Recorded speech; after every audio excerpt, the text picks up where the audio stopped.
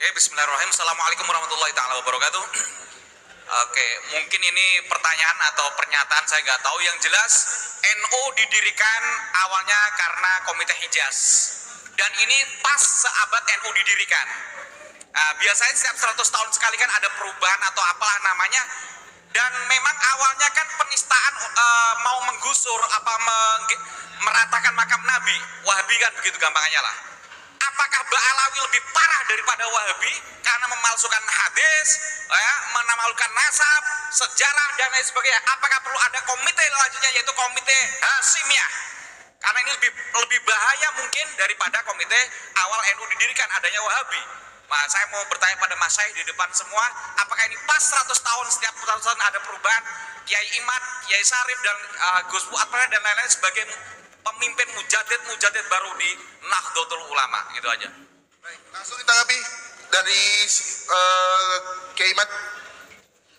Abi langsung.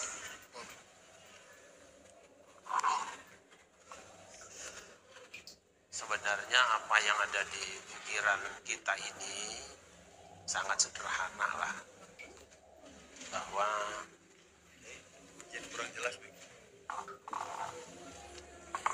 terjadi sesuatu yang mungkin membuat kita dalam berumah tangga tidak nyaman.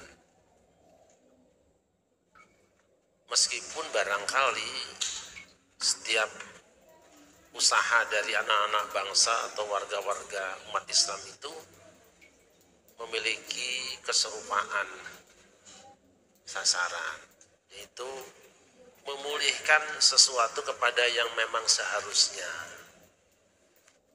Kalau dulu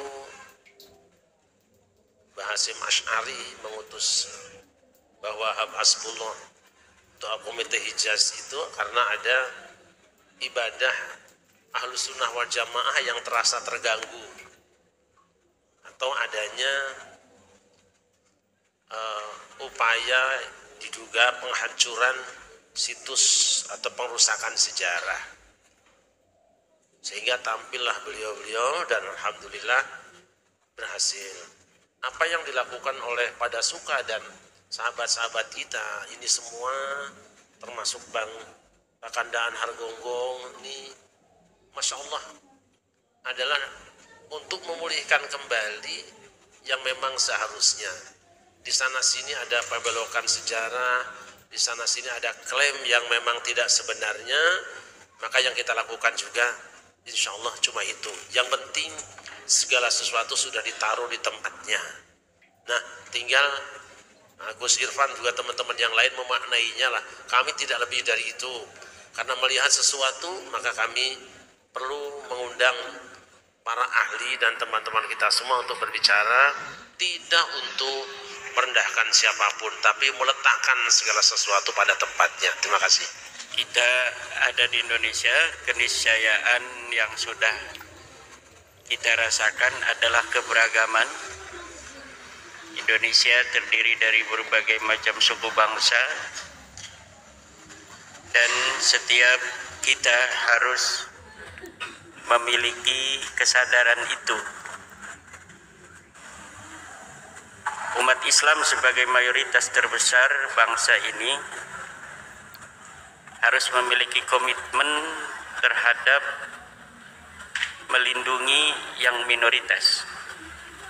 Nahdlatul Ulama sebagai bagian umat Islam terbesar juga harus wajib melindungi selain dari warga Nahdien juga seluruh umat Islam Indonesia. Itu jelas sudah menjadi komitmen dan kita hadapi ini, maka wajib menurut saya negara untuk turun tangan untuk mengambil peran di dalam bagaimana menertibkan mereka-mereka yang mengaku sebagai keturunan daripada Nabi besar Muhammad SAW dengan metodologi ilmiah, baik berdasarkan basis pustaka maupun basis daripada genetik yang sudah tersedia, media dan sarananya hari ini di Indonesia ataupun di luar negeri. Saya kira saya setuju dengan saudara saya untuk bagaimana kita membuat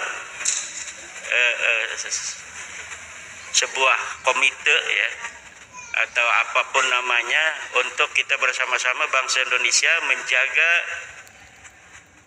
bangsa Indonesia wabil khusus umat Islam dari berbagai macam manipulasi sejarah, manipulasi ajaran, tafsir-tafsir yang menyesatkan, tafsir-tafsir yang masih bisa dipahami lain tetapi diambil secara begitu saja untuk diambil kepentingannya untuk dirinya atau kelompoknya saja. Terima kasih.